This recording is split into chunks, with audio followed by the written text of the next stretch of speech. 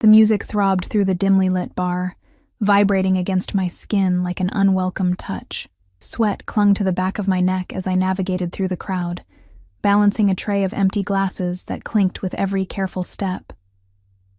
My feet ached in the second-hand heels I'd bought from a thrift shop, the only pair I owned that looked nice enough for this upscale establishment. "Table 7 needs another round," Marco barked as I approached the bar, not bothering to look up from the drinks he was mixing. I nodded, though he wouldn't see it, and placed the tray down with a soft thud. The smell of alcohol and expensive cologne mingled in the air, making my head swim slightly. 6 more hours until my shift ended. 6 more hours of forced smiles and dodging, wandering hands. "You're new here." The voice cut through the noise like a blade, low and smooth.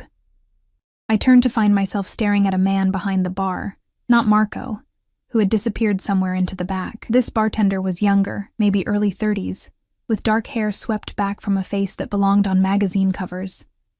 His sleeves were rolled up to reveal forearms corded with lean muscle, but it was his eyes that caught me, dark as midnight, and fixed on mine with an intensity that made my breath catch. "Started last week," I managed, trying to sound professional despite the flutter in my chest. Still learning the ropes, his lips curved into a smile that didn't quite reach those eyes. "You're doing fine." He began mixing drinks with practiced precision, movements fluid and confident. "Name?" "Ellie," I said, watching his hands work. "Ellie Mason." "Ellie," he repeated, as if testing how my name felt on his tongue. He didn't offer his in return. I should have walked away, should have checked on my tables, but something held me there, watching him work. Maybe it was the way the other staff seemed to give him a wide berth, or how the security guards by the door straightened when he glanced their way. "Your tables are waiting," he said finally, placing the last drink on my tray. Our fingers brushed, and a jolt of electricity shot up my arm.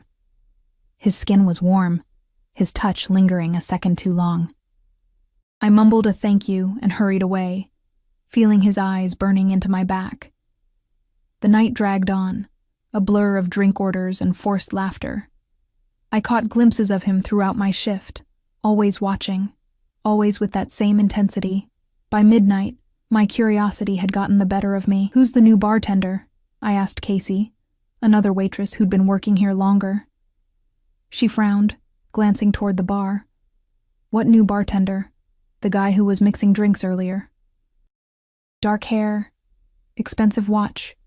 Casey's face paled slightly. "That's not a bartender, Ellie. That's—" She stopped abruptly, shaking her head. "Just be careful, okay? Some men in this place. They're not what they seem." Before I could press her further, she hurried off to serve a group of businessmen who'd just arrived. I turned back toward the bar, but the mysterious non-bartender had vanished. By the time my shift ended at 3 a.m., my feet were screaming and my lower back ached from hours of carrying heavy trays. The club had mostly emptied, save for a few lingering patrons too drunk or too rich to care about the hour. I counted my tips in the back room, barely enough to cover this week's groceries, let alone make a dent in my mounting debt. The night air hit me like a slap when I stepped outside, cold and damp after the heated interior of the club. I pulled my thin jacket tighter around my shoulders, wishing I'd had the foresight to bring something warmer. The streets of Boston were eerily quiet at this hour, street lamps casting pools of yellow light on wet pavement. I'd missed the last bus, which meant another night of walking 20 blocks to my apartment in the cold. I hadn't gone more than a block when I heard footsteps behind me. Quick, purposeful. My heart rate spiked as I quickened my pace, clutching my purse closer. The city could be dangerous at this hour, especially for women walking alone. The footsteps accelerated. "Hey, wait up!" I recognized the voice instantly. Jimmy, one of our regulars. He spent most nights hitting on the waitresses and over-tipping when drunk.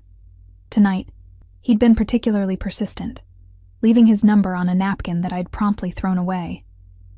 "I'm tired, Jimmy. Go home," I called over my shoulder, not slowing down. "Come on, just one drink. I know a place that's still open." His words slurred together, and I could smell the whiskey on his breath even from several feet away. I quickened my pace, but his hand suddenly gripped my arm, spinning me around. "Don't be like that," he said, his face too close to mine. "I've been watching you all night. Let go." I said firmly, trying to pull away. I'm not interested. His grip tightened painfully. Playing hard to get, huh? I like that. Fear curdled in my stomach. The street was deserted. No one to hear if I screamed. I was calculating my chances of outrunning him when headlights suddenly washed over us. A sleek black car pulling alongside the curb with a soft purr of expensive engineering. The rear door swung open, and a voice spoke from within the shadows of the vehicle. Is there a problem here? The same voice from earlier, the bartender who wasn't a bartender. Jimmy's grip loosened slightly as he turned toward the interruption, annoyed. Mind your own business, pal. The lady and I... Get in the car, Ellie. It wasn't a suggestion. It was a command, spoken with such quiet authority that I found myself moving toward the open door before I'd made a conscious decision to do so. Hey, Jimmy protested, reaching for me again. What happened next occurred so quickly I barely registered it. A large figure emerged from the front passenger seat, a broad-shouldered man with a buzz cut who moved with silent efficiency. Jimmy was suddenly on his knees, gasping, though I hadn't seen the bodyguard strike him. Get in, the voice from the car repeated, softer this time. I hesitated at the open door, peering into the dimly lit interior. The mysterious man from the bar sat inside, his features half hidden in shadow. Common sense screamed at me to run, that getting into strange cars with unknown men was exactly how women ended up on missing persons posters. I can just call a cab, I offered weakly. It's 3 a.m. in a rough neighborhood and you're being followed by a drunk who won't take no for an answer, he replied evenly. I'm offering you a safe ride home. Behind me, Jimmy was still on the ground, the bodyguard standing over him with a warning hand on his shoulder. Rain began to fall, fat drops that quickly soaked through my thin jacket. Hesitantly, I slid into the car's leather interior, the door closing behind me with a soft, expensive thunk. The interior smelled of leather and some subtle cologne, sandalwood maybe, with hints of amber. The man sat across from me, his features now visible in the dim lighting. He was even more handsome up close, with high cheekbones and a strong jaw dusted with perfect stubble. He wore a simple black suit that probably cost more than 3 months of my rent. Thank you, I said awkwardly as the car pulled away from the curb. But I could have handled it. His lips quirked in what might have been amusement. I'm sure you could have, Ellie Mason. The way he said my name sent a shiver down my spine, not entirely unpleasant. I realized I still didn't know his. You never told me who you are, I said, trying to keep my voice steady. Or why you were pretending to be a bartender. I wasn't pretending anything, you assumed. He studied me with those dark eyes that seemed to see right through me. And names have power, especially mine. The cryptic answer should have set off warning bells, but exhaustion had dulled my senses. Besides, there was something about him that made me feel strangely safe, despite all logic suggesting otherwise. Where do you live? He asked. I hesitated before giving my address in the rundown part of South Boston. If he was surprised by the neighborhood, he didn't show it. He simply nodded and pressed a button to speak to the driver. So, I ventured after a moment of silence, do you often give rides to random waitresses, Mr. Adriano? He offered finally. And no, I don't. Then why me? His gaze was penetrating, as if he were trying to solve a puzzle. You remind me of someone. Before I could ask who, the car slowed to a stop outside my apartment building, a dilapidated structure with peeling paint and security bars on the windows. Embarrassment washed over me as I imagined how it must look through his eyes. Thank you for the ride, I said quickly, reaching for the door handle. Wait. He pulled out a business card, plain white with just a phone number embossed in black. If you ever need anything. I took it hesitantly. Why would I need anything from you? Because life is unpredictable, Ellie Mason. And everyone eventually needs something. Our fingers brushed as I took the card, that same electric current shooting up my arm. I slipped it into my pocket, murmured another thank you, and escaped into the drizzling rain. It wasn't until I was safely inside my apartment, deadbolt locked behind me, that I realized I hadn't told him I was being followed tonight. Yet he'd shown up at exactly the right moment, as if he'd been watching me, as if he'd known. The next morning, I woke to pounding on my door. Bleary-eyed and still half asleep, I stumbled out of bed, wrapping myself in a threadbare robe. The insistent knocking continued as I peered through the peephole to see my landlord's reddened face. "Mason, open up." I reluctantly unlocked the door, opening it just enough to see him. "Mr. Finch, it's not even 9. "Where's my money?" he demanded, pushing the door wider. "You're 2 months behind, and I've been more than patient." My stomach sank. "I get paid next week. I can give you half then, and not good enough." His eyes narrowed. "I've got people lined up who can pay on time. Either you have the full amount by tomorrow, or you're out. But that's not legal. You have to give proper notice." He laughed, a harsh sound. "Sue me." "Oh, wait, you can't afford to. Tomorrow, Mason. All of it." The door slammed behind him, leaving me standing in the middle of my tiny apartment, panic rising in my throat. $6,000 by tomorrow. Impossible. I'd been struggling since losing my job at the accounting firm 3 months ago, after I'd reported my boss for cooking the books. They'd fired me instead of him, and I'd been blacklisted from every legitimate financial job in the city since. The bartending gig barely covered food and utilities. My savings were depleted, and my credit cards maxed out. I sank onto my second-hand couch, head in my hands, trying to think of a solution that didn't involve calling my ex-boyfriend Danny. He'd help, for a price I wasn't willing to pay. My fingers brushed against something in my robe pocket, the business card from last night. I pulled it out, staring at the elegant number. "Everyone eventually needs something," Adriano had said. But calling would mean owing him, and men like him, men who rode in cars with bodyguards and commanded rooms without speaking, didn't offer help without expecting something in return. Still, I had no other options. With trembling fingers, I picked up my phone and dialed. The phone rang 3 times before someone answered. "Yes?" A deep voice, not Adriano's. I hesitated, suddenly feeling foolish. I'm calling for Adriano. He gave me this number last night." A brief silence. "Your name?" "Ellie Mason." Another pause, the sound of muffled voices. Then Adriano was on the line, his voice sending an involuntary shiver down my spine. "Ellie." That was quick. I swallowed hard, pride warring with desperation. I wouldn't call if I had other options, I know. Something in his tone suggested he knew exactly why I was calling. "Tell me what you need." When I explained about the eviction, he was silent for so long I thought the call had dropped. $6,000, he finally said, voice neutral. "I can pay it back," I hurried to add. "I just need time to find a better job. I have a degree in finance, but I know who you are, Ellie Mason, 27 years old. Bachelor's in financial analysis from Northeastern. Fired from Donovan and Associates after reporting irregularities in their client accounts. Blacklisted by half the firms in Boston." My blood ran cold. "How do you—" "I make it my business to know things," he interrupted smoothly. "Especially about people who interest me." "And why would I interest you?" I asked, trying to keep my voice steady despite the alarm bells ringing in my head. "As I said last night, you remind me of someone." He paused. "The money will be delivered this afternoon. You'll have a job interview on Monday at 10 a.m. Wear something professional." "Wait," I said quickly. "What's the catch? What do you want in return?" His soft chuckle sent goosebumps across my skin. "Let's just say you'll owe me a favor. Nothing illegal. Nothing that compromises your values. Just a favor.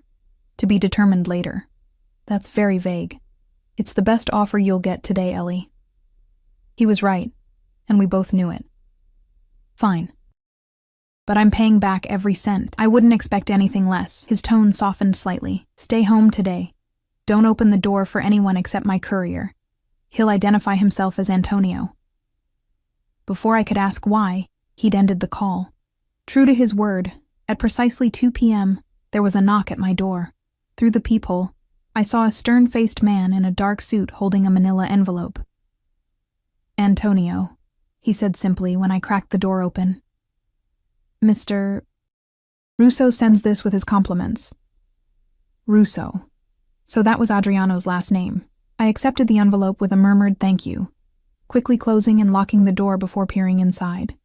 Stacks of $100 bills, neatly bundled, $6,000 exactly. Beneath the money was a business card for Blackstone Financial Group, with an address in the financial district and Monday's date and time written on the back. Dread and relief battled within me. I'd solved my immediate problem, but potentially created a much bigger one. What kind of man carried, or could summon on short notice, thousands in cash? What kind of favor would he eventually demand? And most importantly, who was Adriano Russo, really? I spent the weekend alternating between anxiety and desperate internet searches. There was surprisingly little about any Adriano Russo in Boston. A few mentions at charity events, a blurry photo from a hospital fundraiser 5 years ago, but nothing substantial. It was as if he deliberately maintained a low profile, despite what was clearly significant wealth and influence. Monday morning arrived with gray skies and a persistent drizzle that matched my mood. I'd laid out my only suit, a charcoal gray pantsuit I'd bought for job interviews after graduation, now slightly too loose after months of skimping on meals to save money. My makeup was carefully applied to look professional, but not too dramatic, and I'd twisted my dark blonde hair into a neat chignon. Blackstone Financial Group occupied the top 3 floors of a gleaming skyscraper downtown. The lobby alone screamed money. Marble floors, modern art installations, security guards who looked more like Secret Service agents than rent-a-cops. Ellie Mason for a 10 a.m. interview, I told the receptionist, trying to project confidence I didn't feel.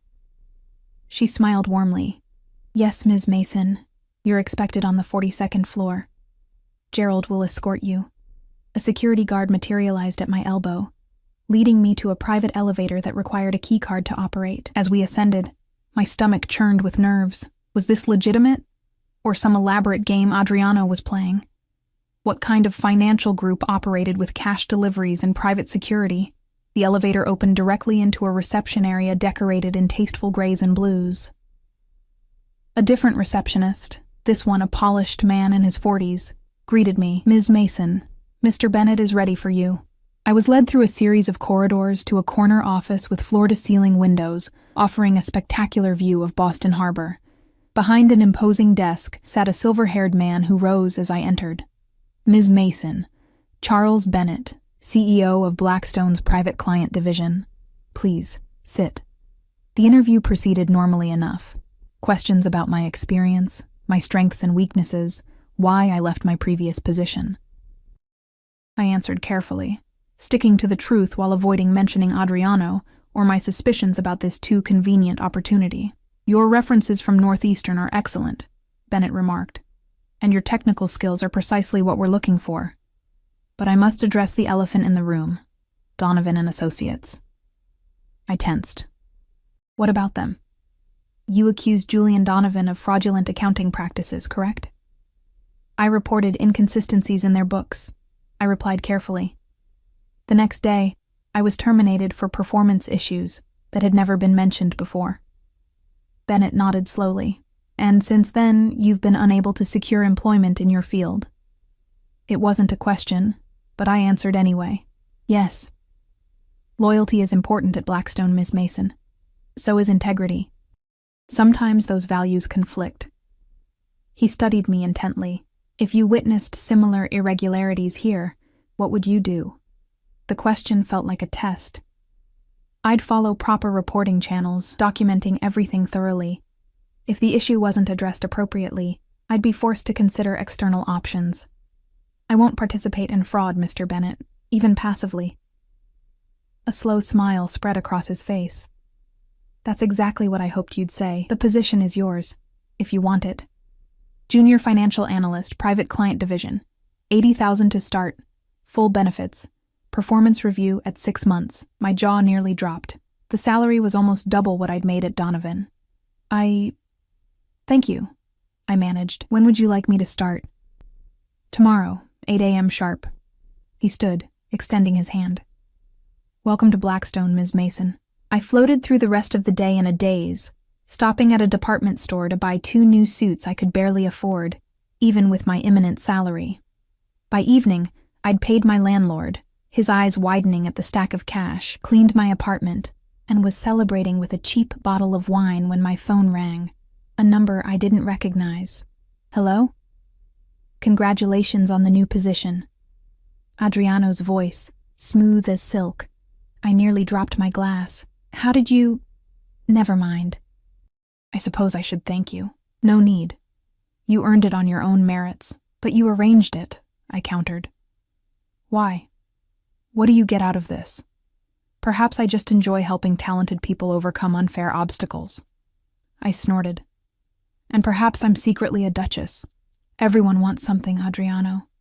His soft laugh warmed me more than the wine had. Smart girl. Have dinner with me tomorrow night. I'll send a car at 8.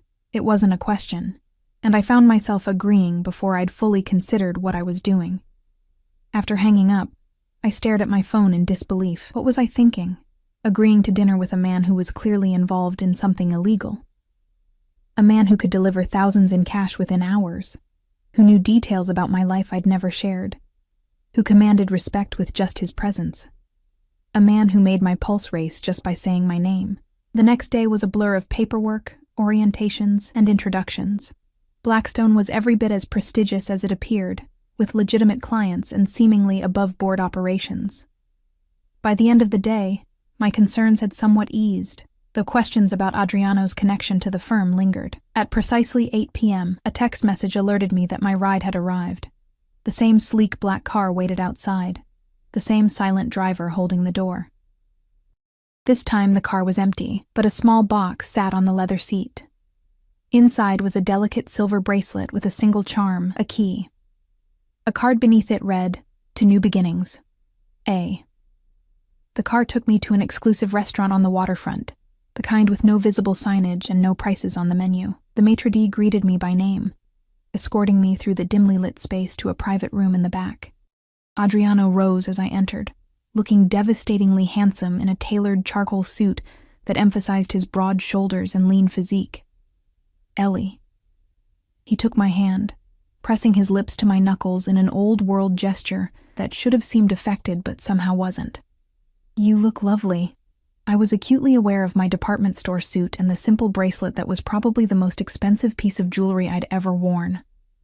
Thank you for the gift. It's beautiful, but you're uncomfortable accepting it, he finished, pulling out my chair. It's just a bracelet, Ellie, not a collar.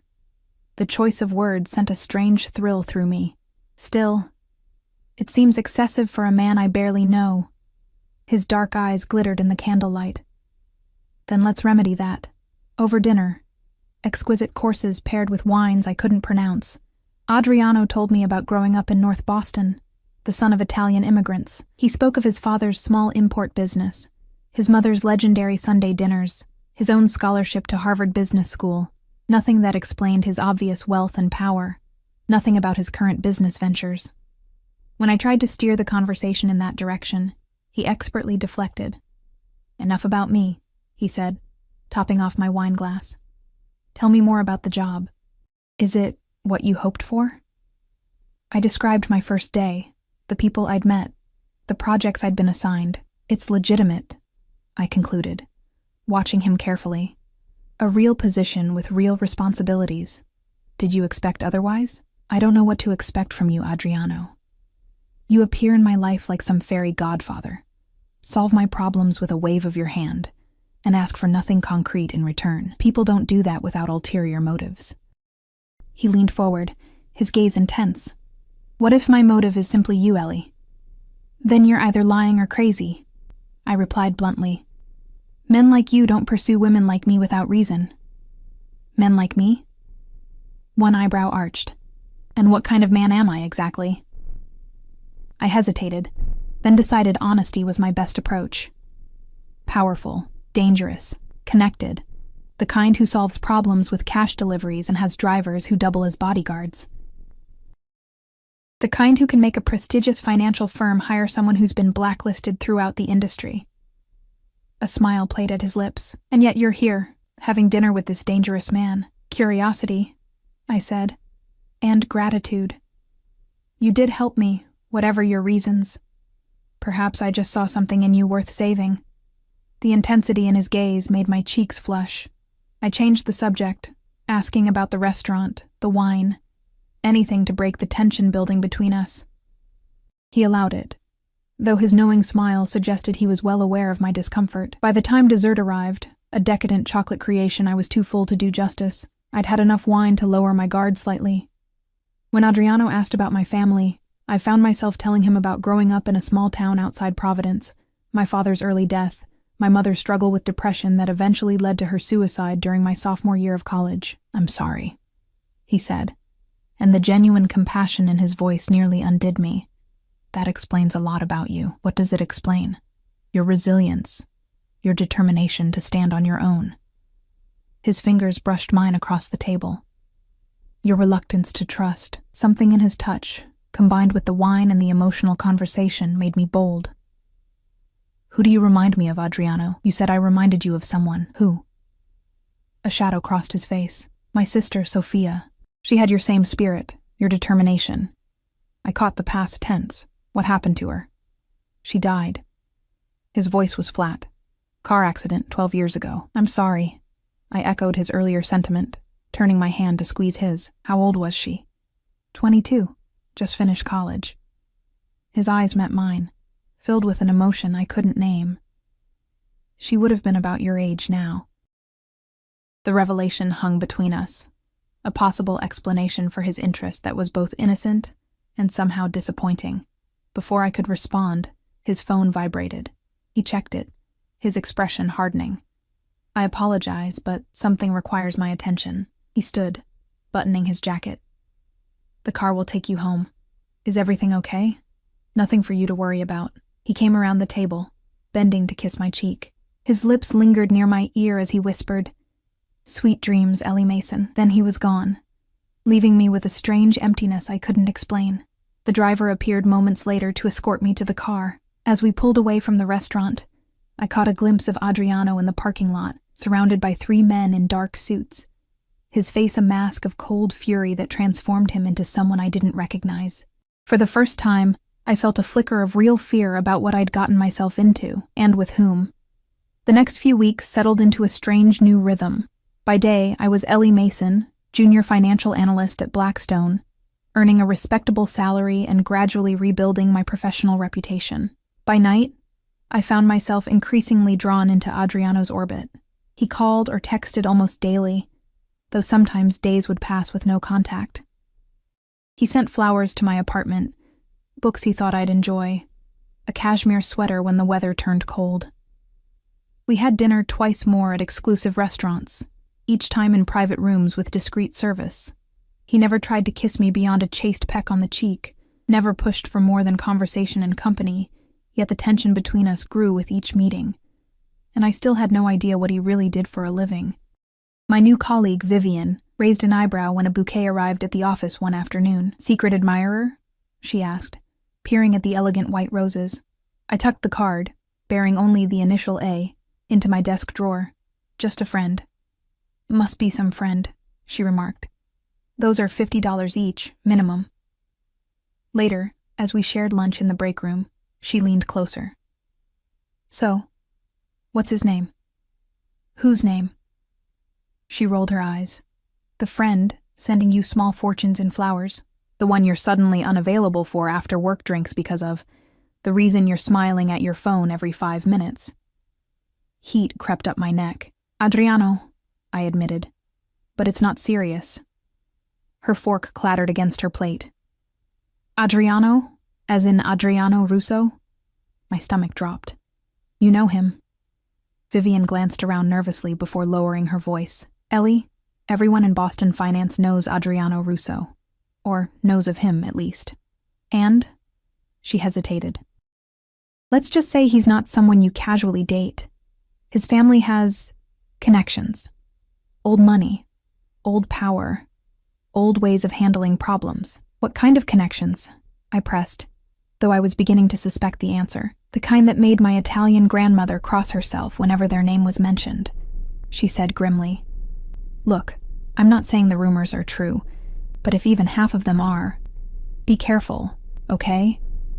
I nodded, my appetite gone. That night, I finally did what I should have done weeks ago. I searched for Russo family Boston instead of just Adriano's name.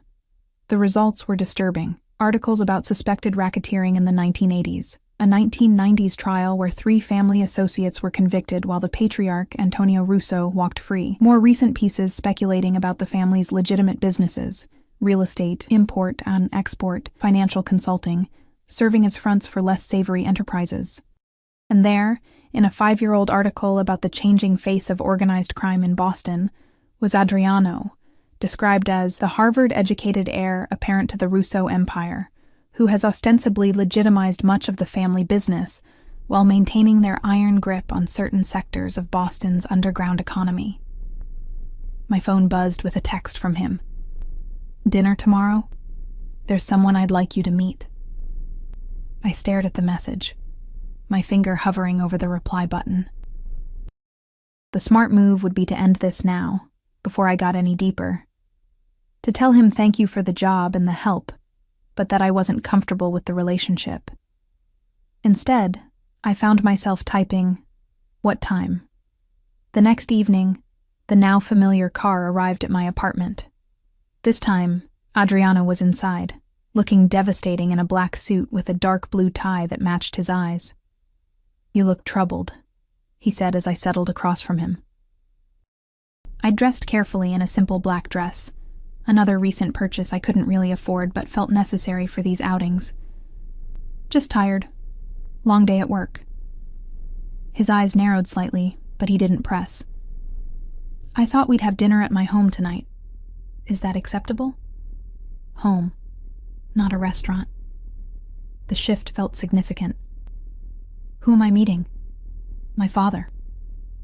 The 2 words sent a chill down my spine. Antonio Russo, the patriarch, the man who'd allegedly built an empire through means I didn't want to contemplate.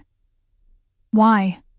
I asked, unable to keep the apprehension from my voice. Adriano's hand found mine, his thumb tracing circles on my palm. "Because you're important to me, and he's important to me. It's just dinner, Ellie." But we both knew it wasn't just anything. Meeting his father meant this, whatever this was, had progressed to something more serious. Something with implications I wasn't sure I was ready to face.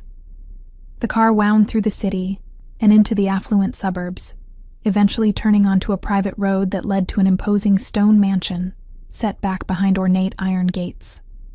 Security cameras tracked our progress up the long driveway, and I glimpsed men patrolling the grounds with what looked suspiciously like concealed weapons. "Home sweet home?" I asked, trying to mask my nervousness with humor. Adriano's lips quirked. "One of them. I have an apartment downtown for work nights." The house was as impressive inside as out. Soaring ceilings, marble floors, priceless artwork. A butler took my coat, and a maid appeared with a tray of champagne flutes. Adriano guided me through the grand foyer with a hand at the small of my back, the warmth of his touch both reassuring and unsettling. We entered a formal living room where an elderly man sat in a leather wingback chair. Despite his age, he had to be in his late 70s, Antonio Russo exuded strength and authority. His silver hair was impeccably styled, his suit custom-tailored to his still-fit frame. He rose as we entered, dark eyes, so like his son's, assessing me with calculated interest. "So, this is the girl," he said, his accent more pronounced than Adriano's. "Come closer. Let me look at you." I stepped forward, fighting the urge to curtsy or bow. His scrutiny was palpable as he circled me slowly. "Beautiful," he pronounced finally. "Smart, too, from what my son tells me. And brave, to stand up to those thieves at Donovan." "Thank you, sir," I managed, unsure how else to respond. He waved a hand. "Call me Antonio. We don't stand on ceremony in this family." His emphasis on the word family sent a tremor through me. "Sit, both of you. Dinner will be served shortly." We settled onto an antique sofa. Adriano's arm draped casually across the back, his fingers just brushing my shoulder. The touch felt possessive, as did the way his father watched us. "Adriano tells me you're an orphan," Antonio said bluntly. "Father," Adriano warned, his body tensing beside me. "It's fine," I assured him before turning to Antonio. "Yes, my parents are both deceased. My father when I was young, my mother in college." Antonio nodded sympathetically. "Family is everything, Ms. Mason, everything. When we lose our blood ties, we must create new ones, yes? I suppose." I agreed cautiously. Adriano has been alone too long, focused on business, always business. He fixed his son with a pointed look, 34 years old, and what does he have to show for it? Money, power, respect, yes, but no wife, no children to carry on our name. I shifted uncomfortably, feeling caught in a conversation that had clearly been ongoing long before I entered the picture. Perhaps we could discuss something else, Adriano suggested tightly.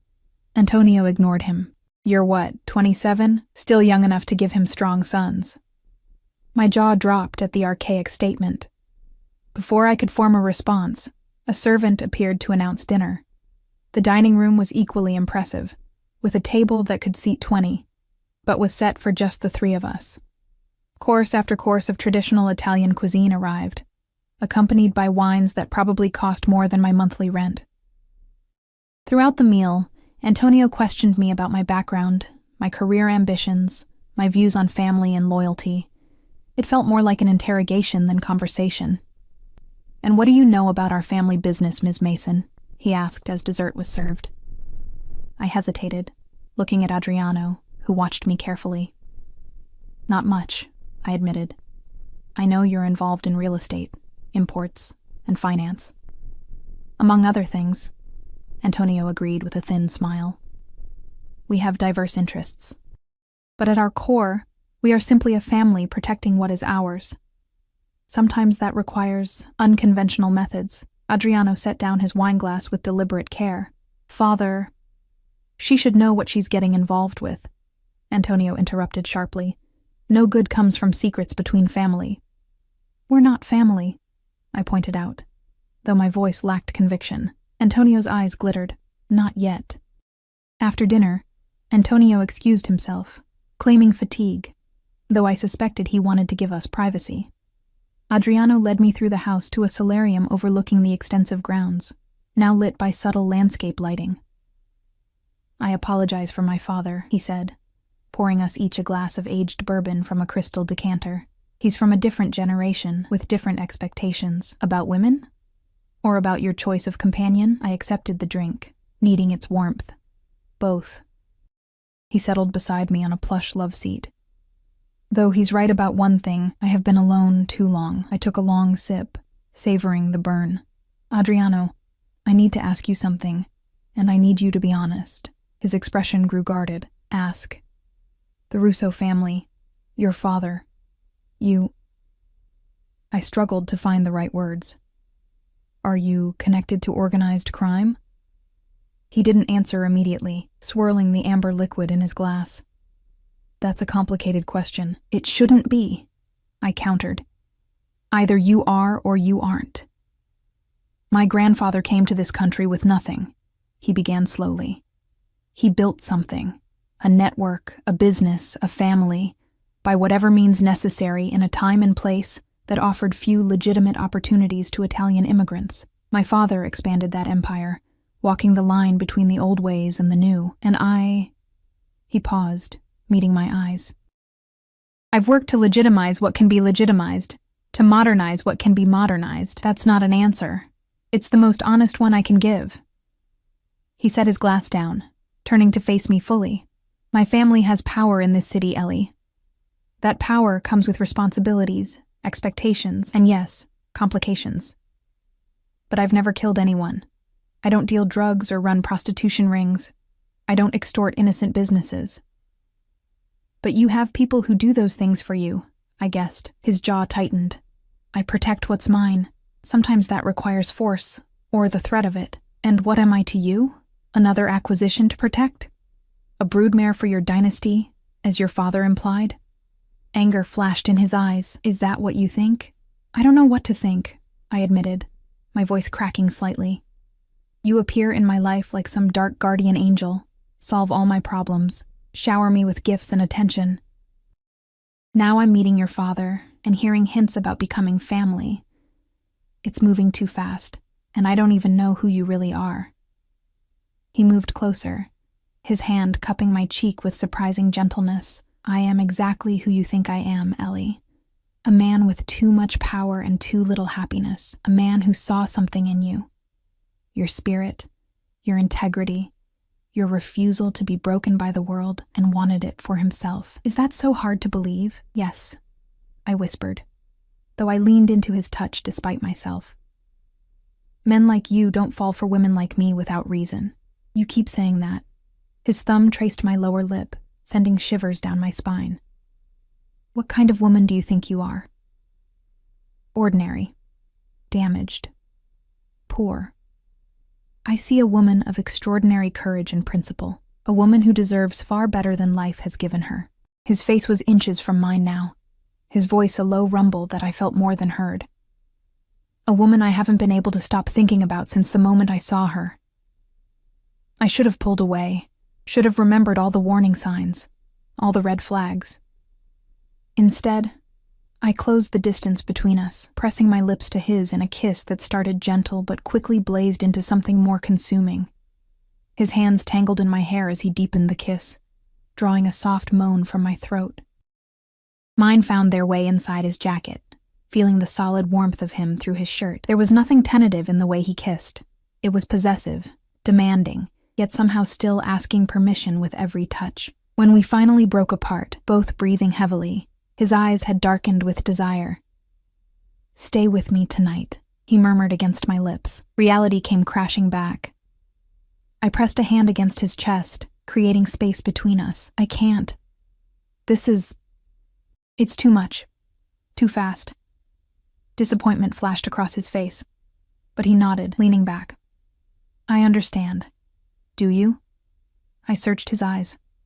Because I'm not sure I do. What is this, Adriano? What do you want from me? Everything, he said simply. But I'll take whatever you're willing to give. The raw honesty in his voice undid me. I surged forward again, capturing his mouth in another kiss, this one more desperate than the last. His arms wrapped around me, pulling me onto his lap as his lips traveled down my neck. Adriano, I gasped, threading my fingers through his hair. I still need time to understand what this means, what I'm getting involved in. He pulled back, studying my face with an intensity that made my heart race. Take all the time you need. But know this, Ellie Mason.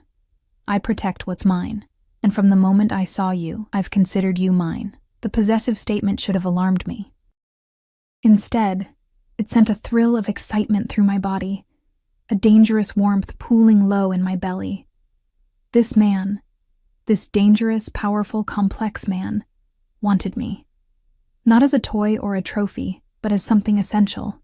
I'm not yours, I said, needing to assert some independence even as my body betrayed me by melting against him. I don't belong to anyone, not yet. He echoed his father's words, a smile playing at his lips. But you will be. The car ride back to my apartment was charged with unspoken tension. Adriano kept a careful distance, but his eyes rarely left me, dark with promised pleasures that made my skin flush. When we arrived, he walked me to my door, the hallway of my rundown building somehow transformed by his presence. Thank you for coming tonight, he said formally, though his eyes burned with anything but formality. Thank you for inviting me, I replied, equally proper. We stood there, the air between us electric with possibility. Then he stepped back, the perfect gentleman. Good night, Ellie. Good night, Adriano. I closed the door behind me, leaning against it as I listened to his retreating footsteps. Only when I heard the building's front door close did I allow myself to breathe normally again. My phone buzzed with a text. Dream of me. A. I smiled despite myself, already knowing I would. The next morning, I woke to another text. Check your email. Important. Curious, I opened my work email to find a message from my boss, asking me to handle a new account, Russo Holdings. Attached were financial statements for what appeared to be a legitimate real estate corporation, with assets in the hundreds of millions. A second text arrived. Thought you might appreciate seeing the legal side of my business interests. Lunch today? I stared at my phone, torn between professional curiosity and personal caution. Last night had crossed a line, but in the cold light of morning I wasn't sure if I regretted it or wanted more. I have a meeting at noon, I typed back. Rain check? His response was immediate. Dinner then. 8 p.m. I'll send the car. I hesitated only briefly before responding. Okay. As I prepared for work, Examining the Russo Holdings documents more carefully, I noticed something odd, a recurring payment of $50,000 each month to a company called Phoenix Consulting. The amount was small enough to escape casual scrutiny in a portfolio this size, but large enough to catch my analyst's eye. I dug deeper, but found nothing about Phoenix Consulting in any of the supporting documentation. No contracts, no invoices, no description of services. Just regular payments, authorized by Adriano himself. Professional curiosity won out over personal involvement. I flagged the item for discussion, adding it to my list of questions about the account. By the time I left the office that evening, my nerves were frayed from a day spent analyzing Adriano's business empire. Most of it appeared legitimate: high-end real estate developments, import businesses specializing in Italian wines and luxury goods, investment portfolios diversified across multiple sectors. But there were other elements that raised red flags: cash-intensive businesses like nightclubs and restaurants with suspiciously high profit margins, consulting fees to vaguely named companies, real estate holdings in areas known for criminal activity. I was so lost in thought that I almost missed the black sedan parked across from my building. Not Adriano's usual car, but similar. As I approached my entrance, the car door opened, and a man stepped out. Not Adriano, but someone vaguely familiar. "Ms. Mason," he called, crossing the street toward me. "Got a minute?" Recognition clicked. Jimmy, the drunk from the club who had accosted me the night I met Adriano. Only he didn't look drunk now. He looked frighteningly sober and purposeful. I froze, keys clutched in my hand like a makeshift weapon. "What do you want?" Jimmy smiled, a cold expression that didn't reach his eyes. "Just a friendly conversation, Ms. Mason. I don't think we have anything to discuss." I edged toward my building entrance. "Oh, but we do." He moved to block my path, maintaining a carefully non-threatening distance. "Specifically, your new boyfriend." My pulse quickened. "I don't know what you're talking about." "Adriano Russo." He pronounced the name with careful emphasis. "Boston's most eligible bachelor, and most dangerous crime boss." I kept my expression neutral despite the cold dread spreading through me. "I really need to go." "You have no idea what you're getting into," Jimmy continued, his tone almost conversational. "The Russos aren't just wealthy businessmen. They're killers, extortionists, loan sharks, and you are?" I interrupted, finding courage in anger. He reached into his jacket, producing a badge. "Detective James Moretti, Boston Police Department, Organized Crime Division." The revelation hit me like a physical blow. Not a drunk harassing a waitress that night, but an undercover cop. And Adriano had known exactly who he was. "I'm investigating the Russo family," he continued, replacing his badge. "Have been for years, and now you've landed right in the middle of their world." "I'm not in the middle of anything," I insisted. "I barely know Adriano," Moretti's eyebrow arched skeptically. "Meeting the family patriarch for dinner? That's more than barely knowing in their world. That's being vetted for marriage." My cheeks flushed. "You're having me followed?" "We've had the Russos under surveillance for months," he corrected. "You just happened to enter the picture, but now that you're here, maybe you can help us." "Help you how, exactly?" He took a step closer, lowering his voice. "You have access to Adriano, to his home, potentially to his business records. We need someone on the inside." "You're asking me to spy on him?" I asked incredulously. "Are you insane? Even if I wanted to, which I don't, do you have any idea what would happen if he found out? We can protect you." I laughed, a sharp, bitter sound. "Like you protected the other witnesses against the Russos, the ones who mysteriously disappeared or changed their testimony?" Moretti's expression hardened. "You've already looked into their history, so you know what they're capable of." "Is that really the world you want to be part of? The kind of man you want to be with?" The question hit too close to my own doubts. "I need to go," I repeated, pushing past him toward my door. "Think about it," he called after me. "For your own sake. You've been given a second chance at a legitimate career. Don't throw it away for a man who will either get you killed or turn you into an accessory to his crimes." I slammed the door behind me, hands shaking as I engaged the deadbolt. My apartment suddenly felt small and exposed. If the police were watching me, who else might be? Was Adriano having me followed too? The thought sent a chill down my spine. I paced my small living room, mind racing. I should cancel dinner. Should cut ties completely. Maybe even leave Boston. Start over somewhere new. But where would I go? How would I survive? And most troubling, why did the thought of never seeing Adriano again hurt more than it should? My phone buzzed with a text. Car will arrive in 30 minutes. Looking forward to seeing you. A. I stared at the screen, paralyzed with indecision. Then, almost mechanically, I moved to the bathroom to shower and prepare, as if my body had made the decision my mind couldn't. 29 minutes later, I was waiting outside my building, dressed in a simple blue dress that brought out my eyes. I'd left my hair loose the way Adriano seemed to prefer it, applied minimal makeup, and wore only the bracelet he'd given me as jewelry. The car arrived exactly on time. Adriano himself stepping out to greet me instead of sending a driver. He looked devastatingly handsome in dark jeans and a crisp white shirt, more casual than I'd ever seen him. "You're stunning," he said, eyes appreciative as they swept over me. "You're not using a driver tonight?" I asked, noticing the absence of his usual security. I thought we could use some privacy. He opened the passenger door of a sleek sports car. A Ferrari, I guessed, though I knew little about luxury vehicles. Just the two of us tonight. No staff, no security, no family. The intimacy of the arrangement both thrilled and alarmed me. As I slid into the buttery leather seat, I couldn't help wondering if Detective Moretti was watching from somewhere nearby, noting the license plate, tracking our movements.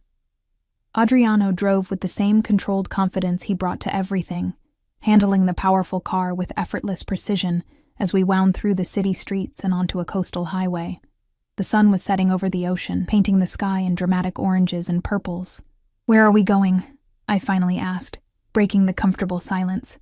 "My place by the sea," he replied, reaching over to take my hand. I thought we could use a change of scenery, more privacy to talk. Talk. The word hung between us, pregnant with implication. There was so much we needed to discuss, so many questions I needed answered. But now that the moment was here, I found myself hesitating, unsure where to begin. We drove for another 20 minutes before turning onto a private road that curved along a rocky section of coastline. At the end stood a modern glass and stone house perched dramatically on a cliff overlooking the Atlantic.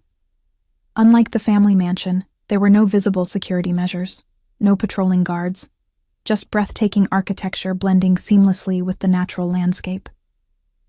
"This is yours?" I asked, as he parked in a 3-car garage already housing 2 other luxury vehicles. "One of my personal properties," he confirmed, "not connected to the family business." The distinction seemed important to him. As we entered through a sleek kitchen with state-of-the-art appliances, I noted the lived-in touches that suggested he spent significant time here: coffee mugs hanging from hooks, a worn paperback on the counter, comfortable-looking furniture arranged to maximize the ocean view visible through floor-to-ceiling windows. "Wine?" he offered, opening a hidden panel to reveal a temperature-controlled wine room. "Please." I needed liquid courage for what was to come. He selected a bottle, opening it with practiced ease before pouring 2 glasses. "Hungry? I thought we could cook together rather than going out." The domesticity of the suggestion caught me off guard. "You cook?" A genuine smile lit his face. "My mother insisted all her children learn. Said no child of hers would starve if left alone for a week." The image of young Adriano learning to cook at his mother's side was oddly endearing, humanizing a man I'd begun to mythologize. "What are we making?" "Seafood linguine. Simple but elegant." He handed me a glass before leading me to a massive kitchen island. "You can chop herbs while I deal with the shellfish." For the next half hour, we worked side by side in companionable silence, the rhythm of cooking creating a false sense of normalcy. I found myself relaxing despite my earlier fears, seduced by the intimacy of shared tasks and the second glass of wine Adriano poured when my first emptied. As we sat down to eat at a table positioned to capture the moonlight now dancing across the water, I finally gathered my courage. "I met someone interesting today," I began carefully, twirling pasta around my fork. Adriano's eyes sharpened, though his tone remained casual. "Oh?" "Detective James Moretti. He seems to think we know each other." The fork in Adriano's hand stilled momentarily before he resumed eating. Jimmy's been trying to build a case against my family for years. The casual confirmation of what I'd feared made my stomach clench. So it's true then. Everything he said about you, about your family. Adriano set down his utensils, giving me his full attention. What exactly did he say? I met his gaze directly. That you're not just a businessman. That you're a crime boss. That your family is involved in extortion, money laundering, maybe even murder. And you believe him? His voice was soft, dangerous. I don't know what to believe anymore. I pushed my plate away, appetite gone. All I know is that I've been thrust into something I don't fully understand, caught between a man who makes me feel things I shouldn't, and warnings that he's dangerous. So I need the truth, Adriano. All of it. He studied me for a long moment, his expression unreadable. Then he rose, extending his hand. Come with me. I hesitated before placing my hand in his, allowing him to lead me through the house to a book-lined study. He released me to open a hidden safe behind a painting, a cliché that might have made me smile under different circumstances. From within, he removed a thick folder, which he placed on the desk between us.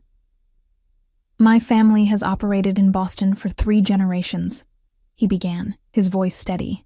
Yes, much of that operation was outside the law. My grandfather smuggled alcohol during Prohibition. My father expanded into protection rackets, gambling, loan sharking, traditional organized crime activities. He opened the folder, revealing photographs, documents, newspaper clippings spanning decades. When I took over 10 years ago, I began legitimizing our enterprises.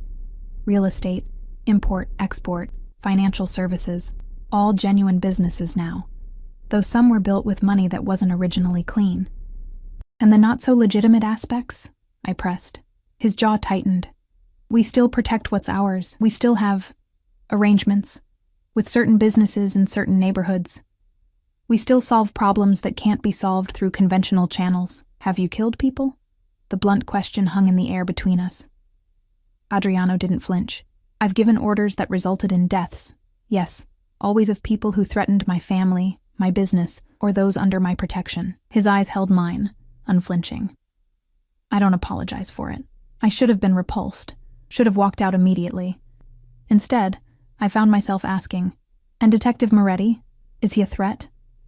He's ambitious, but ultimately harmless. He's been trying to build a RICO case against us for years, but lacks sufficient evidence. A cold smile curved his lips. We make sure of that. By intimidating witnesses? Bribing officials? By being careful, he corrected. And yes, sometimes by ensuring potential problems disappear. The casual admission sent a chill through me. Why are you telling me all this?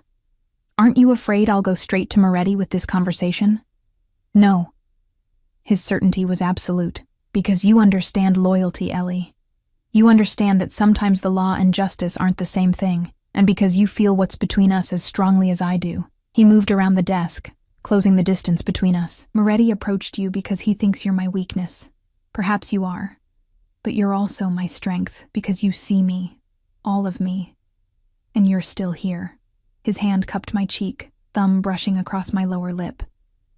Tell me I'm wrong. I should have pulled away, should have denied the magnetic pull between us, should have remembered who and what he was. Instead, I surged forward, capturing his mouth in a desperate kiss that held all my confusion, all my fear, and all my undeniable desire. He responded instantly, arms wrapping around me as he backed me against the bookshelf, his body pressing into mine with delicious pressure.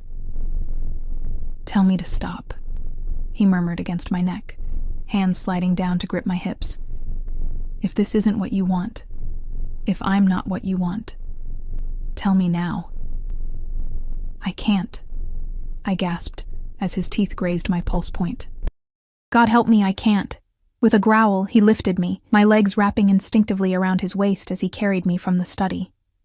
We barely made it to the bedroom, shedding clothes between desperate kisses and whispered confessions. When he finally laid me on his bed, both of us naked and breathless, he paused, hovering above me. "Be sure, Ellie," he warned, voice rough with restraint. "Because once you're mine, I'll never let you go." The possessiveness in his words should have frightened me. Instead, it ignited something primal within me. A desire to be claimed, to belong, to surrender to the overwhelming force that was Adriano Russo. "I'm sure," I whispered, pulling him down to me. Hours later, I lay curled against his chest, his fingers tracing lazy patterns on my bare shoulder, my body pleasantly sore from our lovemaking. Outside, moonlight silvered the waves crashing against the cliffs below, beautiful, powerful, dangerous, like the man beside me. "What happens now?" I asked softly, not wanting to break the peaceful moment, but needing to know. "Now you're mine," he replied simply, pressing a kiss to my temple. "And I protect what's mine. And Moretti? Don't worry about him." His voice hardened slightly. "He won't approach you again." The implication sent a ripple of unease through me. "Don't hurt him, Adriano. He's just doing his job. As long as he stays away from you, he has nothing to fear." His arm tightened around me possessively. "But he should know better than to touch what belongs to me." I propped myself up on an elbow, looking down at his beautiful face. "I don't belong to you." A slow smile spread across his lips. "Your body says otherwise." His hand slid down my bare back to cup my bottom. "As does the fact that you're still here, even knowing what you know." He was right, and we both knew it. Despite everything, the warnings, the revelations, the danger, I had made my choice. I had crossed a line that couldn't be uncrossed. "I need to keep my job," I said, changing topics slightly. "I need my own life, my own identity outside of this." I gestured between us. "Of course." He nodded seriously.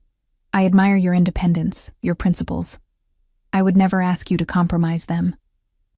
And I need to know you won't use me to launder money or hide illegal activities." I held his gaze firmly. "I won't compromise my professional ethics even for you." Instead of anger, respect flashed in his eyes. "Agreed. Blackstone is legitimate, and your role there will remain above reproach. I give you my word."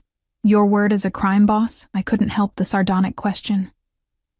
"My word as a man in love," he replied softly.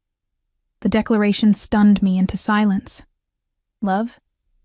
We'd known each other barely 2 months, yet as I searched his face, I saw nothing but sincerity in his dark eyes.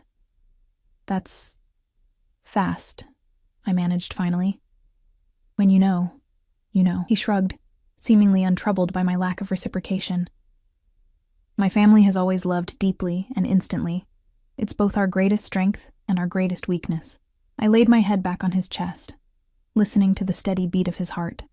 "I need time, Adriano. This is all a lot to process. Take all the time you need." His fingers resumed their gentle exploration of my skin. "But sleep here tonight, with me."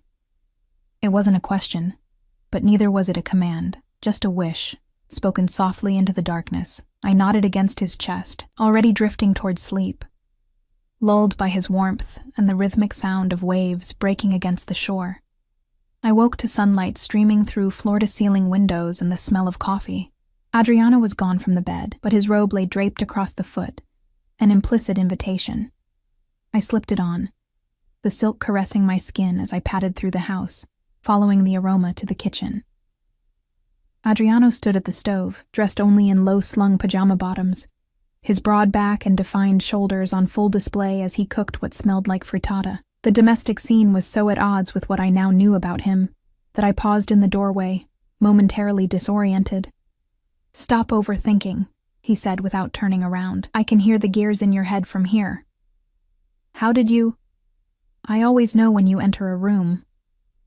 He glanced over his shoulder, eyes warming as they took in the sight of me in his robe. "My body recognizes yours now." Heat rushed to my cheeks at the intimate statement. I moved to the coffee pot, pouring myself a cup to hide my reaction. "What time is it?" "Just after 8. Do you need to be at work?" I shook my head. "It's Saturday." "Good." He slid the frittata onto a serving plate. "Then we have all day." The prospect was both thrilling and terrifying. "For what?" "For whatever you want." He set the plate on the island between us. "Talk, make love again, go sailing, I have a boat docked nearby, or simply exist together in the same space while you process everything you learned last night. The casual options, offered without pressure, eased something tight in my chest. This man, this dangerous, powerful man who had confessed to ordering deaths, was giving me space, giving me choices. I'd like to talk more, I decided, taking a seat at the island. About us. About what this means going forward. He nodded, serving me a portion of the frittata before taking his own. Ask me anything. If I stay with you, if we do this, what does it mean for me? For my life? He considered the question carefully. It means you'll never want for anything material again. It means you'll be protected, always. It means certain doors will open for you professionally, while others may close because of the association. It means I'll be watched, I added. By your enemies. By the police. Yes, he acknowledged. There would be risks. I won't pretend otherwise, but I would do everything in my power to keep those risks from touching you directly. I took a bite of the frittata, delicious of course, while contemplating his answer. And what would you expect from me in return? Besides the obvious. I gestured vaguely at the bedroom. A smile played at his lips. The obvious is certainly a perk I intend to enjoy thoroughly and often. His expression grew more serious. But what I want most is your loyalty, your trust, and eventually, your love. I don't expect you to participate in any aspect of my business that makes you uncomfortable. I don't expect you to compromise your principles. I just want you, Ellie. The rest we can figure out as we go. The sincerity in his voice was disarming. I reached across the island to take his hand. I'm scared, Adriano, not just of your world, but of how I feel about you. It's happening so fast, and it's so intense. His fingers tightened around mine. I know. But that intensity, that's how you know it's real. We spent the day together, talking, swimming in his heated infinity pool, walking along the private beach below the house. With each hour that passed, I found myself relaxing more into his presence, into this strange new reality where I was falling in love with a man who straddled the worlds of legitimate business and organized crime. By Sunday evening, when he drove me back to my apartment, we had reached an understanding of sorts. We would continue seeing each other, but discreetly. I would maintain my job at Blackstone, and he would respect the boundaries I'd established regarding his business dealings. Most importantly, he promised not to overwhelm me with the speed and intensity that came naturally to him. I'll try to court you properly, he'd said with a wry smile as we stood at my door. Like a normal man would. You could never be normal, I'd replied, rising on tiptoes to kiss him goodbye. For the next 2 weeks, he kept his word. Flowers arrived at my apartment, not my office. We had dinner at out-of-the-way restaurants where we wouldn't be recognized. He called or texted daily but didn't smother me with constant attention. By all appearances, we were a normal couple in the early stages of dating, except for the armed driver who now picked me up and dropped me off at work each day. Except for the subtle security detail I occasionally glimpsed following me when I went shopping or met friends for coffee. Except for the way other people reacted when they saw us together, the nervous deference, the averted eyes, the hushed whispers. I was adapting to this new normal when Detective Moretti appeared again, waiting outside my building one evening as I returned from grocery shopping. Ms. Mason, he greeted me, falling into step beside me. We need to talk. I kept walking, heart pounding. I have nothing to say to you. Maybe not, but I have something to say to you. His voice was urgent. You're in danger. That made me pause. From who? From the company you're keeping. He glanced around nervously. Look, I know you've gotten involved with Russo. I know it's probably too late to talk you out of it. But you should know what happened to the last woman he got serious about. A cold feeling settled in my stomach. What are you talking about? Her name was Sofia Conti. 5 years ago, she was dating Adriano. Things got serious. Family dinners, weekend trips, the whole routine. Then she disappeared. Police report said she left town suddenly, but nobody's heard from her since. Sofia. The name of his sister, who died 12 years ago. You're lying. Am I? Moretti produced a photograph from his jacket. A beautiful young woman with dark hair and olive skin, smiling at the camera. "This is Sophia. Look familiar?" I stared at the photo, confusion washing over me. The woman did look vaguely familiar, similar to me in coloring and build, though with darker features, similar to how Adriano had described his sister. "He told you she was his sister, didn't he?" Moretti pressed, seeing my reaction. "That's his pattern, Ellie. He finds women who remind him of Sophia, women he can control, women who need his help. Then when they get too close, when they learn too much, they vanish." "That's ridiculous," I said, but my voice lacked conviction. If that were true, why hasn't he been arrested? Because he's careful. Because he has half the city in his pocket. Because no bodies have ever been found. Moretti's eyes were pleading now. "I'm not asking you to wear a wire or testify against him. I'm just asking you to save yourself before it's too late." I pushed past him toward my building entrance. "Leave me alone." "Just ask him," Moretti called after me. "Ask him about Sofia Conti. Watch his reaction. And if you ever need help, if you ever feel unsafe, call me." He pressed a card into my hand. "Day or night?" I slammed the door behind me, leaning against it as I tried to steady my breathing. My hands trembled as I set down my groceries and pulled out my phone. No messages from Adriano. He was in New York for business, not expected back until tomorrow. I stared at our last text exchange. Casual, affectionate, normal. Had it all been a lie?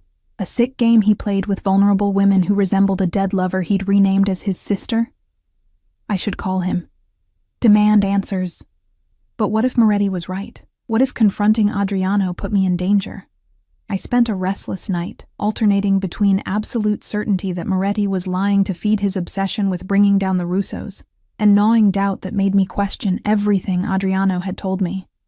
By morning, I was exhausted, eyes gritty from lack of sleep, mind foggy with confusion. I called in sick to work, something I'd never done before. Then I made a decision. I would search for the truth myself. Online records were my specialty, after all. If Sofia Conti had existed, if she had disappeared under suspicious circumstances, there would be a trail somewhere.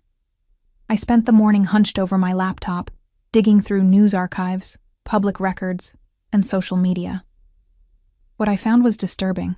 Sofia Conti had indeed existed, a graduate student in art history at Boston University who had disappeared 5 years ago. The police report listed her as a voluntary missing person, with a note that she'd left a message for her roommate saying she was leaving town suddenly for personal reasons. The case had been closed after minimal investigation. More troubling were the photos I found on an archived social media account. Sophia with friends at a gallery opening, Sophia on a boat, laughing at the camera. And one photo that made my blood run cold. Sophia at a charity gala, standing beside a younger Adriano, his arm draped possessively around her waist.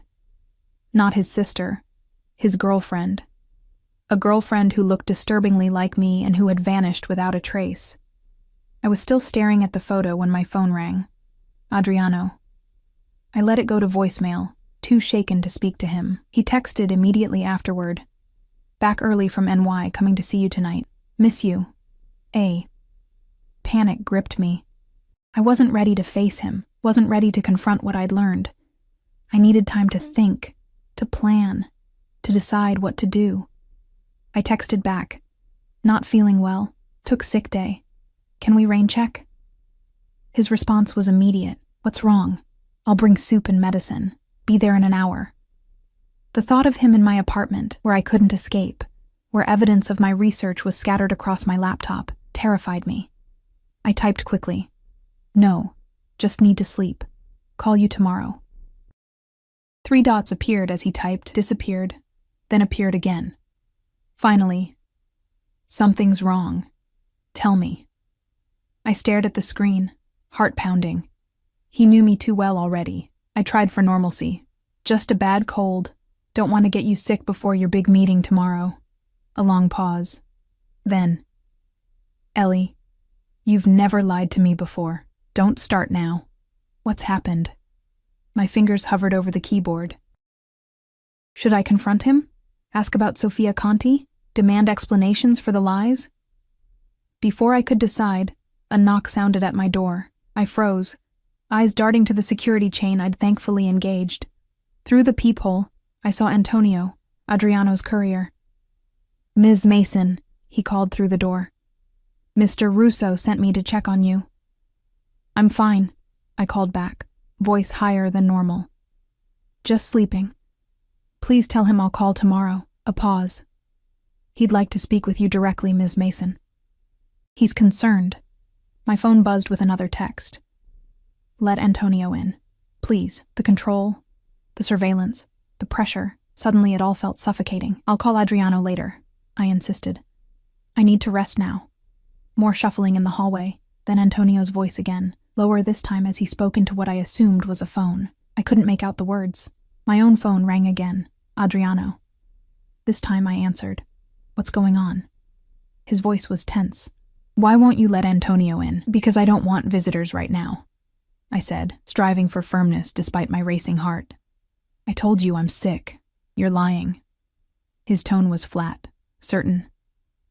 "Something's happened.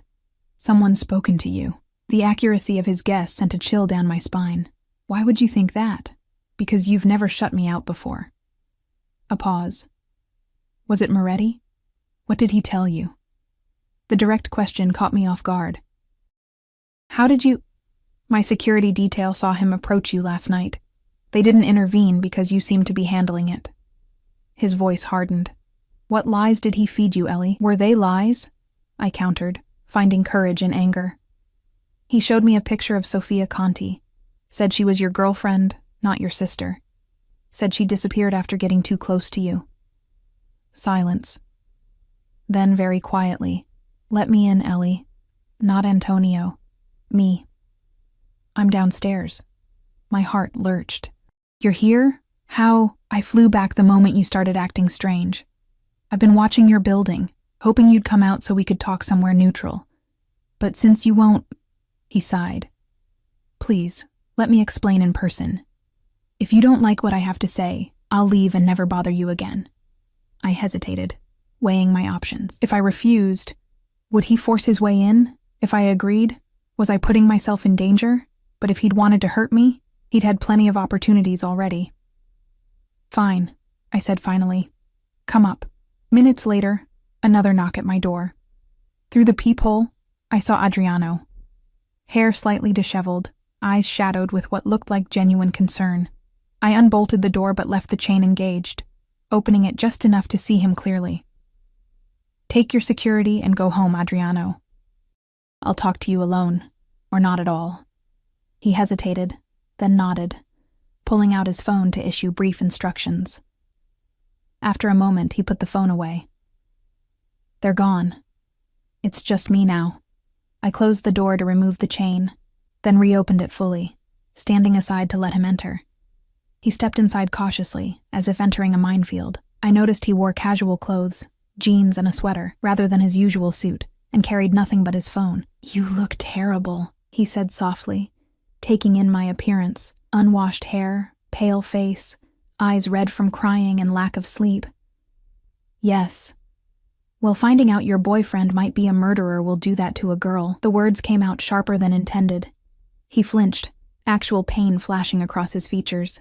"Can we sit, please?" I gestured toward the couch, taking the armchair across from it, maintaining distance between us. He sat forward, elbows on his knees, hands clasped. "Sofia Conti was my girlfriend 5 years ago," he began without preamble. "We met at a gallery opening. She was beautiful, passionate about art, completely unimpressed by my money or my name. I fell hard and fast." I remained silent, watching his face carefully. "She did resemble my sister somewhat. Same coloring, similar features. Maybe that attracted me initially, I don't know. But she wasn't a replacement for Sofia Russo. She was her own person, and I loved her for herself." "What happened to her?"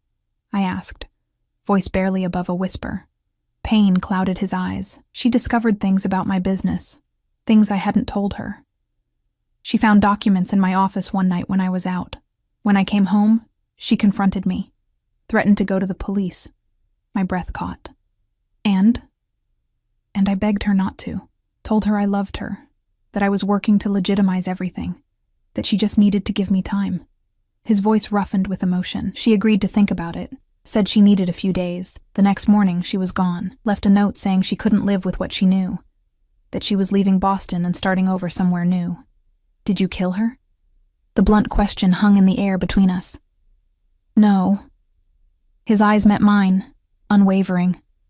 I loved her. I would never hurt her. Then where is she? I pressed. If she just left town, why has no one heard from her in 5 years? He looked down at his hands. Because I made it that way. What does that mean? It means I gave her what she asked for. A new life, far away from me and my world. He sighed heavily. She contacted me a week after she left.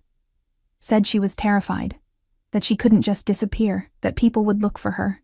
So I arranged things. New identity, new documentation, enough money to start over somewhere I wouldn't know about, so I could truthfully say I had no idea where she was. You expect me to believe that? I asked incredulously. That you just let her go, helped her vanish. After she threatened to expose you, I loved her. He repeated simply. And yes, I let her go, because sometimes if you truly love someone, you do what's best for them, even if it destroys you. The raw pain in his voice seemed genuine.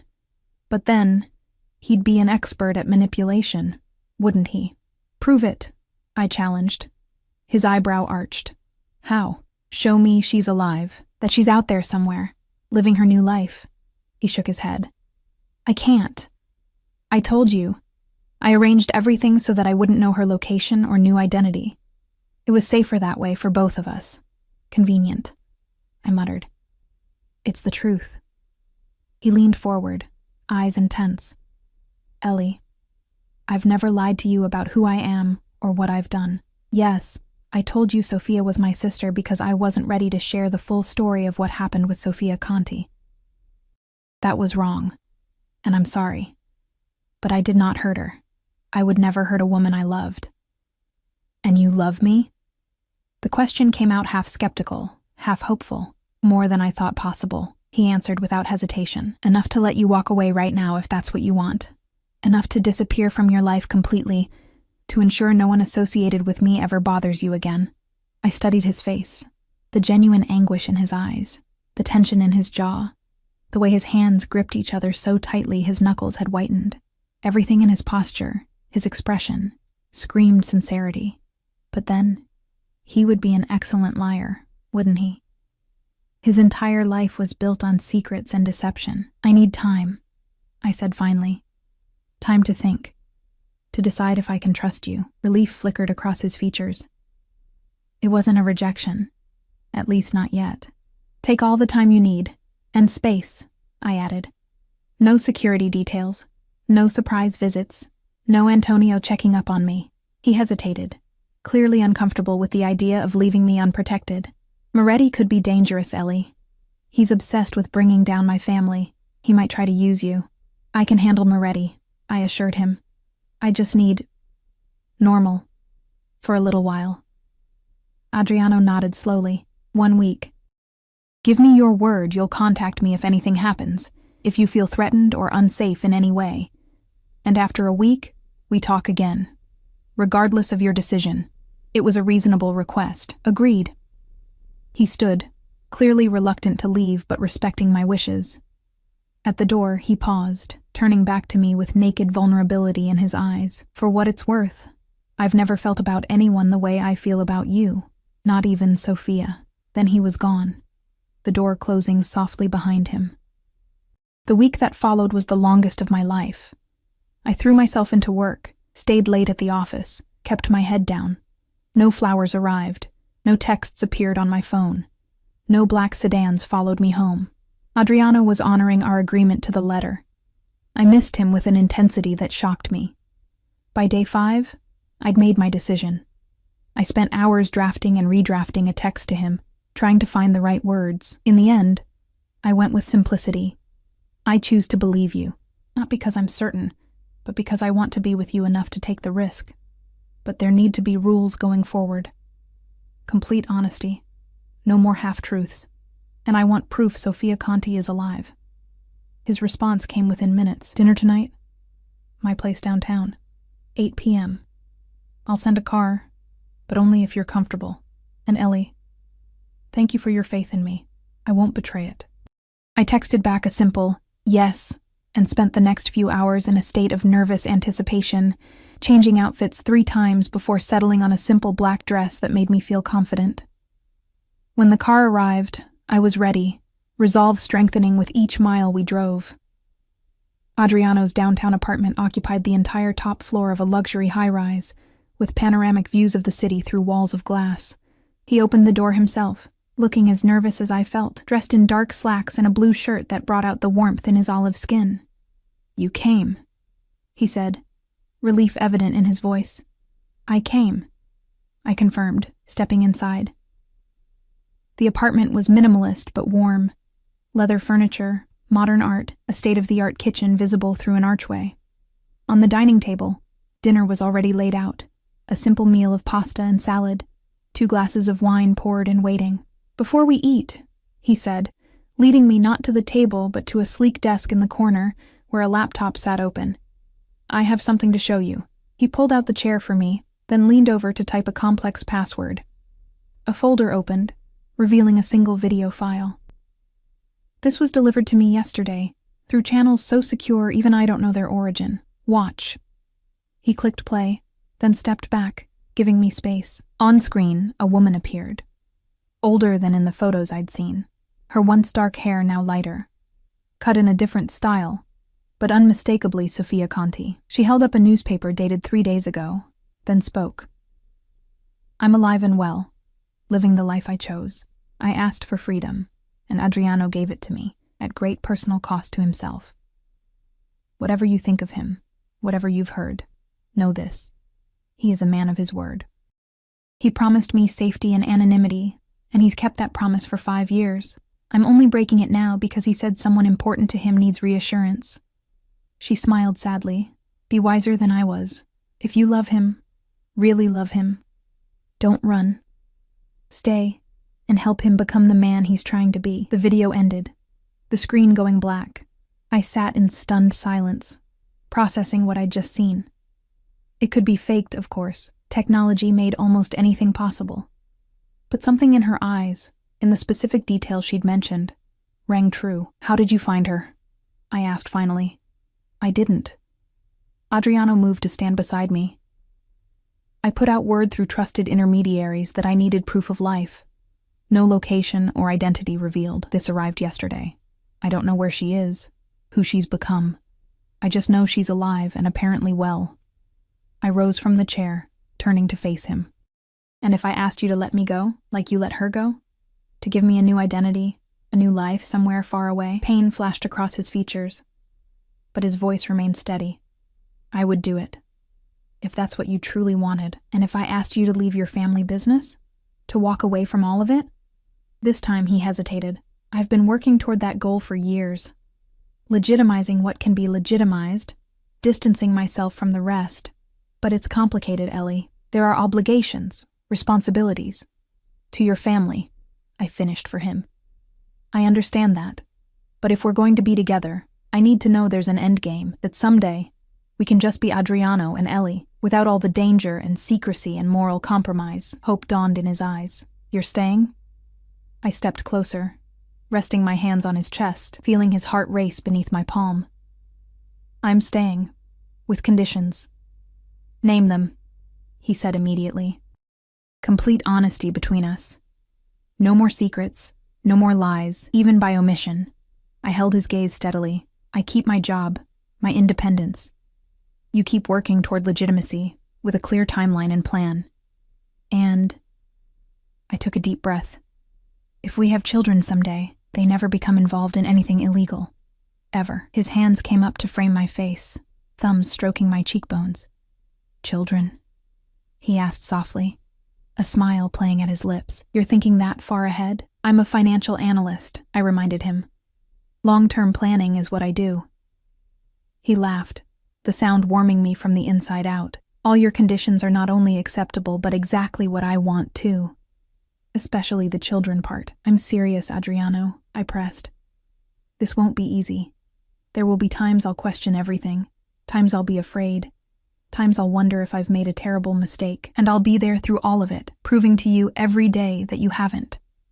His expression grew serious. I love you, Ellie Mason. I've spent my life protecting and expanding what my family built, but none of it means anything without someone to share it with. Someone who sees me, all of me, and chooses to stay anyway.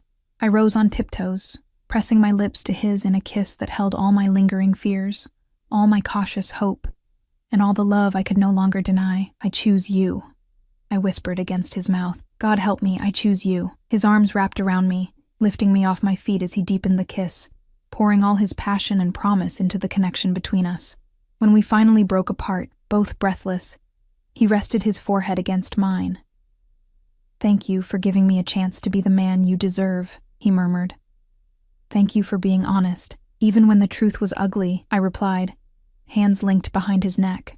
We had dinner that night, eventually, talking and planning and dreaming until the city lights below us dimmed and the first hints of dawn appeared on the horizon. We spoke of a future where the Russo name meant legitimate business, philanthropy, respect earned through honest means.